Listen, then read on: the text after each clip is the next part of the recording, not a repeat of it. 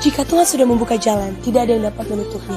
Efesus 3:20 berkata bahwa Tuhan Allah kita dapat melakukan jauh lebih banyak daripada apa yang kita pikirkan dan juga kita doakan. Seperti lagu ini berkata, masih ada jalan terbuka. Masih ada jalan terbuka buat saudara dan juga buat saya. Tuhan memberkati. Shalom Bapak Ibu Saudara yang dikasih Tuhan. Kembali malam hari ini saya akan menyampaikan pesan pengembalaan sokit buat kita sekalian. Saya mau mengajak kita sekalian membuka Alkitab kita dari kitab Mazmur pasal 24 ayat yang keempat. Saya akan membacakan buat kita sekalian. Orang yang bersih tangannya dan murni hatinya, yang tidak menyerahkan dirinya kepada penipuan dan yang tidak bersumpah palsu. Saudara, ayat ini sebagai jawaban di ayat yang ketiga. Siapakah yang boleh naik ke atas gunung Tuhan? Siapakah yang boleh berdiri di tempatnya yang kudus? Saudara, kita belajar dari kehidupan Daud. Dia seorang penggembala.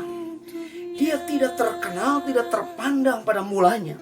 Tetapi ketika Tuhan mengangkat dia, perjalanan hidupnya yang penuh dengan liku, tantangan, persoalan, pergumulan. Saudara, kita bisa belajar bagaimana Daud menata hidupnya, menata hatinya di tengah-tengah persoalan tantangan yang dia hadapi. Nyawanya terancam, doa-doanya sepertinya tidak didengar oleh Tuhan. Tetapi dalam hal itu Daud tidak menjadi putus asa. Dia tetap menyandarkan hidupnya, pengharapannya kepada Tuhan. Saudara, kita melihat bagaimana Tuhan menolong, memberkati, memberikan kemenangan dalam kehidupan Daud. Tetapi dari sisi yang lain, bagaimana Daud menyadari bahwa hidupnya harus sungguh-sungguh bisa dipertanggungjawabkan kepada Tuhan. Dia berkata, siapa yang boleh naik ke atas gunung Tuhan?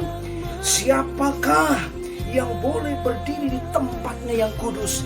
Daud menyadari bahwa Allah yang luar biasa, Allah yang penuh kemuliaan, Allah yang kudus.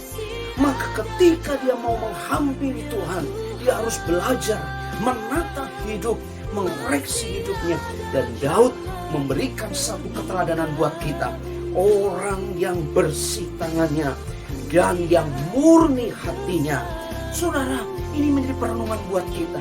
Hari-hari ini Tuhan mencari orang-orang yang sungguh-sungguh menambatkan hati dan hidupnya menjadi pribadi yang sungguh-sungguh takut akan Tuhan dan hidupnya tidak melukai hati Tuhan.